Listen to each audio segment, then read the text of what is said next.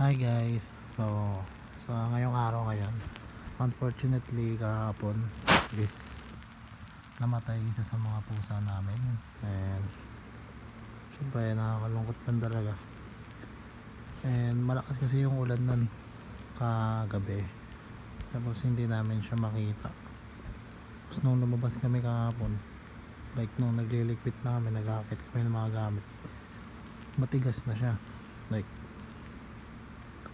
nasa yan gilid siya ng e-bike, ganun, nagtatago. Gusto niyang magpainit pero di namin siya makita nun nung lumabas siya.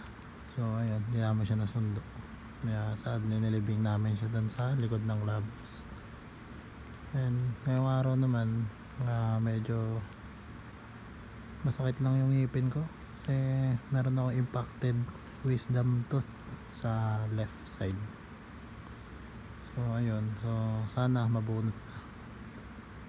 Tapos sa laro naman ng ML, medyo bawi naman yung laro. Natalo ko 3 beses, nanalo ko 3 beses. So yun lang, bawi lang naman. Yun lang.